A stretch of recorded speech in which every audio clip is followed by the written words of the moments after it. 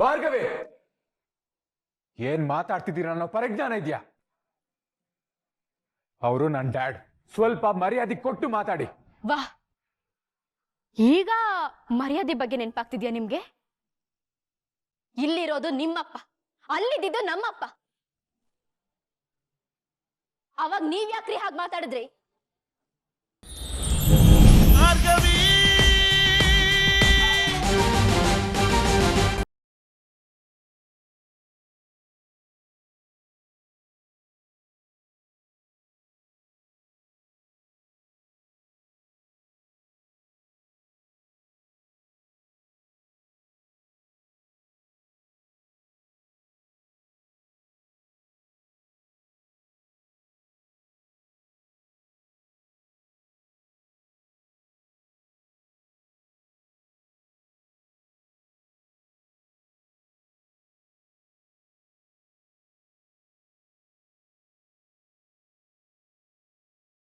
ನನ್ನ ನೆಮ್ಮದಿ ಹಾಳು ಮಾಡಿ ಇಲ್ಲಿ ಬಂದು ಆರಾಮಾಗಿ ಕೂತಿದ್ಯೇನೆ.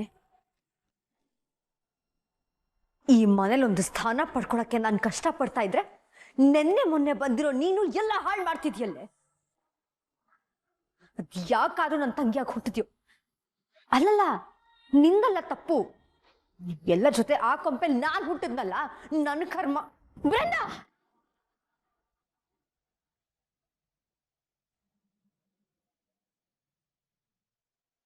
ಇನ್ನೊಂದು ಮಾತಾಡಿದ್ರು ನಿನ್ನ ನಾಲ್ಗೆ ನಾ ಸೀಳ್ ಬಿಡ್ತೀನಿ. ಹೌದು ಕಣೆ, ನೀನು ನಮ್ಮ ಮನೇಲಿ ಹುಟ್ಟಬಾರ್ದಾಗಿತ್ತು. ಮನೆಗ್ ಬಂದಿದ್ದಪ್ಪನ್ನ ಎಲ್ಲರ ಜೊತೆ ಸೇರ್ಕೊಂಡು ಅವಮಾನ ಮಾಡಿ ಅವ್ರ ಕಣ್ಣಲ್ಲಿ ನೀರು ಹಾಕ್ಬಿಟ್ಟು ಕರೆಸ್ಬಿಟ್ಟಿಯಲ್ಲ. ಅವ್ರಿಲ್ದೆ ನೀನ್ ಈ ಪ್ರಪಂಚಕ್ಕೆ ಬರಕ್ಕೆ ನೀನೇನು ಉದ್ಭವ ಮೂರ್ತಿನ? ನಿನ್ನಂತ ಮಗಳು ಅಂತ ಪುಣ್ಯಾತ್ಮಂಗೆ ಹುಟ್ಟಬಾರ್ದಾಗಿತ್ತು. ಯಾವಾಗ ನೋಡಿದ್ರು ನನ್ನ ಸ್ಥಾನ ಅಂತ ಬಡ್ಕೊಳ್ತಿರ್ತೀಯಲ್ಲ, ಏನೇ ಮಾಡ್ತೀಯ ಅಂತ ಸ್ಥಾನ ಇಟ್ಕೊಂಡು? ಓ, ಇನ್ನೊಬ್ರ ಜೀವನನ ಹಾಳು ಮಾಡಿದ್ರೆ ನಿನ್ನ ಸ್ಥಾನ ನಿನಗೆ ಸಿಕ್ತ ಹಾಗೆ. ಅಂತ ಸ್ಥಾನ ಬೇಕಾ ನಿನಗೆ? ಮರ ಆಕಾಶದ ಎತ್ತರಕ್ಕೆ ಬೆಳೆದಿದ್ದೀನಿ ಅಂತ ಬೇರೆನ ಕಿತ್ತು ಹಾಕುತ್ತೇನೆ. ಒಂದ್ ವೇಳೆ ಹಾಗೆ ಮಾಡಿದ್ರು ಮತ್ತೆ ಚಿಗುರೊಡೆಯುತ್ತೇನೆ ಆ ಮರ. ಒಂದು ತಿಳ್ಕೊ, ನೀನು ಮಾಡ್ತಾ ಇರೋದಕ್ಕೆ ಕರ್ಮ ಮಾತ್ರ ನಿನ್ನನ್ನು ಸುಮ್ಮನೆ ಬಿಡಲ್ಲ. ನಿನಗ್ ಬೋಧನೆ ಮಾಡ್ತಿದ್ದೀನಲ್ಲ, ನನಗ್ ಬುದ್ಧಿ ಇಲ್ಲ.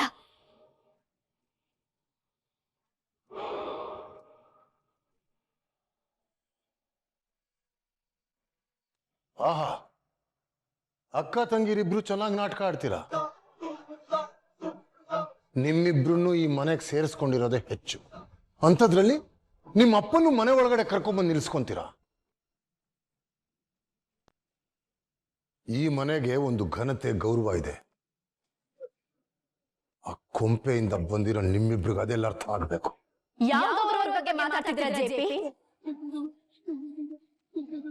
ಇಲ್ಲದೆ ಇರೋ ವಿಷಯದ ಬಗ್ಗೆ ಮಾತಾಡ್ಬೇಡಿ.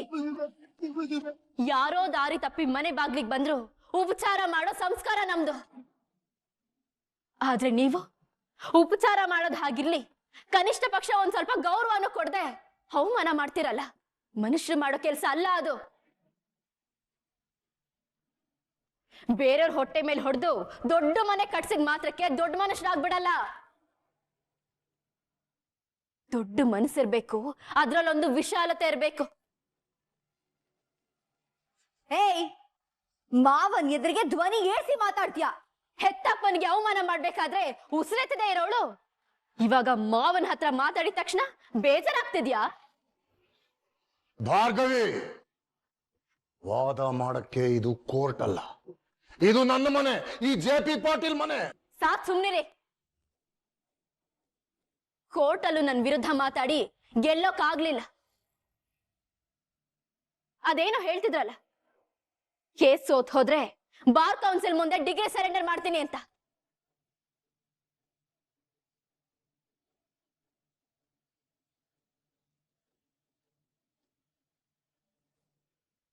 ಇನ್ನು ಒಂದೇ ಒಂದು ಹಿಯರಿಂಗ್ ರೆಡಿ ಇರಿ.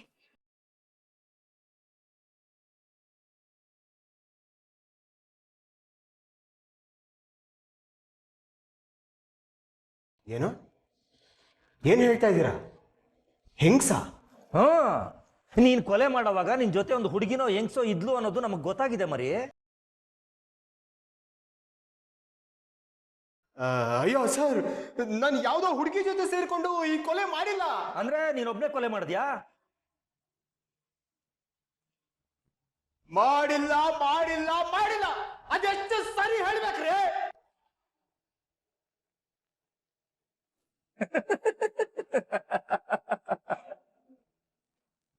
ನಿಮ್ ಕಳ್ಳಾಟ ಬಯಲಾಗಿದೆ.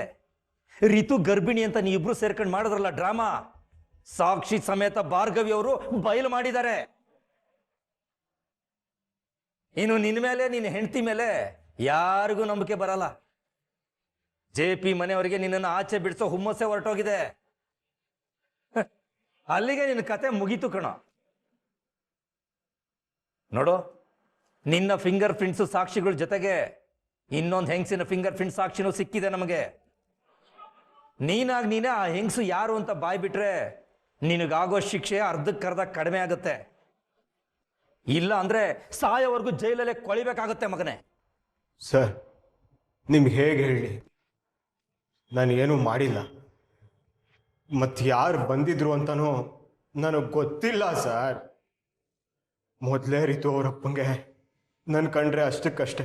ಸರ್, ದಯವಿಟ್ಟು ಕೈ ಮುಗಿದು ಕೇಳ್ಕೊತೀನಿ, ಈ ಕೇಸಲ್ಲಿ ನನ್ನನ್ನು ಸಿಗಾಕ್ಸಿ ರೀತು ನನ್ನನ್ನು ದೂರ ಮಾಡಬೇಡಿ ಸರ್, ಪ್ಲೀಸ್.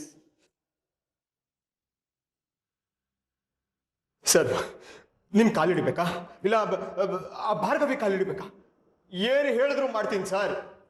ಸರ್, ನೀವು ಎಷ್ಟೇ ಹೇಳಿದ್ರು ನಾನು ಈ ಕೊಲೆ ಮಾಡಿಲ್ಲ ಅನ್ನೋದೇ ಸತ್ಯ ಸರ್.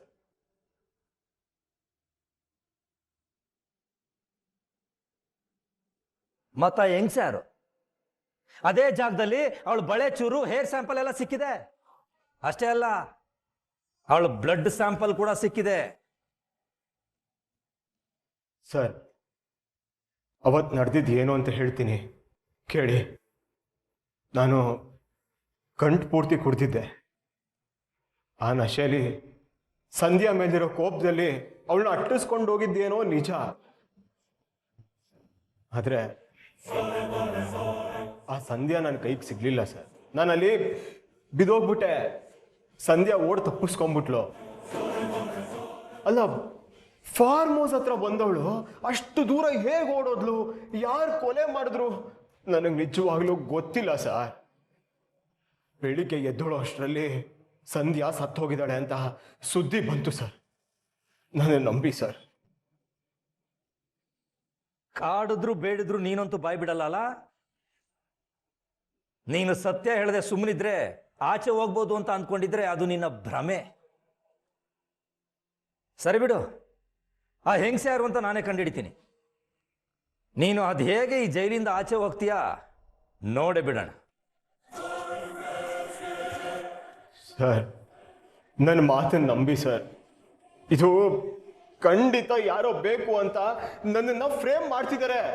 ನಾನೀ ಕೊಲೆ ಮಾಡಿಲ್ಲ ಸರ್.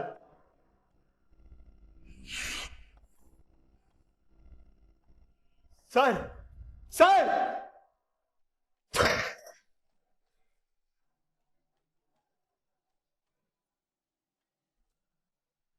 ಭಾರ್ಗವಿ, ಏನ್ ಮಾತಾಡ್ತಿದ್ದೀರಾ ಅನ್ನೋ ಪರಿಜ್ಞಾನ ಇದೆಯಾ? ಅವರು ನನ್ನ ಡ್ಯಾಡ್. ಸ್ವಲ್ಪ ಮರ್ಯಾದೆ ಕೊಟ್ಟು ಮಾತಾಡಿ. ವಾಹ್, ಈಗ ಮರ್ಯಾದೆ ಬಗ್ಗೆ ನೆನಪಾಗ್ತಿದ್ಯಾ ನಿಮ್ಗೆ? ಇಲ್ಲಿರೋದು ನಿಮ್ಮಪ್ಪ, ಅಲ್ಲಿದ್ದು ನಮ್ಮಪ್ಪ. ಅವಾಗ ನೀವ್ ಯಾಕ್ರಿ ಹಾಗೆ ಮಾತಾಡಿದ್ರಿ?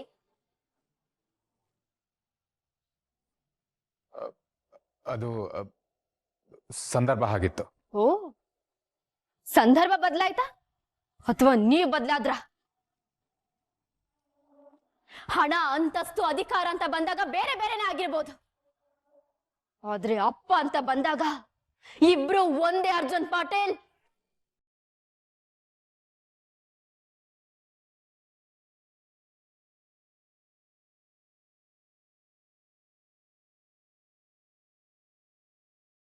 ಮಗಳು ಹೇಗಿದ್ದಾಳೆ ಅಂತ ನೋಡ್ಕೊಂಡು ಹೋಗೋ ಕಾತರದಲ್ಲಿ ಈ ಮನೆ ಮೆಟ್ಲು ಹತ್ತಿದ್ರು ನಮ್ಮಪ್ಪ. ಆದ್ರೆ ನೀವುಗಳು ನನ್ ಮೇಲಿನ ಕೋಪನ ಅವ್ರ ಮೇಲೆ ತೀರಿಸ್ಕೊಂಡ್ರಿ ಅಲ್ವಾ?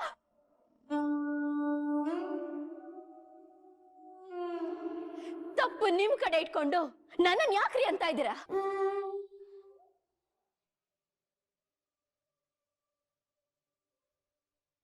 ಕೆಲ್ಸ ಕೆಡೋ ಮುಂಚೆ ನಾನೇ ಮಾತಾಡ್ಬೇಕು. ಏನ್ ತಪ್ಪು ಭಾರ್ಗವಿ? ಏನ್ ತಪ್ಪು ಅಂತ? ಒಬ್ಬ ನಿರಪರಾಧಿಗೆ ಕೊಲೆಗಾರ ಅನ್ನೋ ಪಟ್ಟ ಕಟ್ಟಿ ಜೈಲಿಗೆ ಕಳ್ಸಿರೋದು ನೀನು. ಅವನನ್ನ ಬಿಡ್ಸಕ್ಕೆ ಮಾವ ಹೋರಾಡ್ತಿದ್ದಾರೆ, ಅದ ತಪ್ಪ? ನೋಡು ಅರ್ಜುನ್, ನೋಡೋಳು ಹೇಗ್ ಮಾತಾಡ್ತಿದ್ದಾಳೆ ಅಂತ.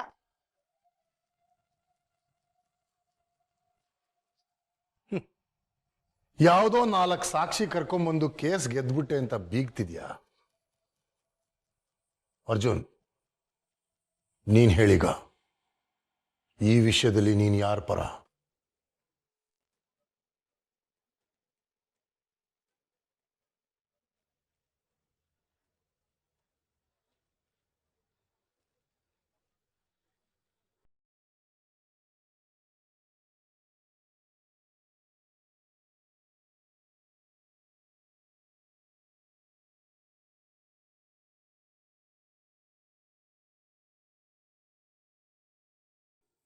ನಾನು ಸತ್ಯದ ಪರ.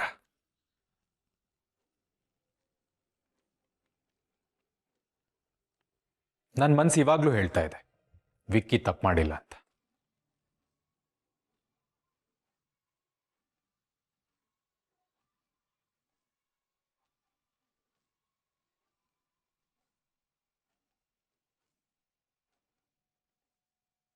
ಡ್ಯಾಡ್,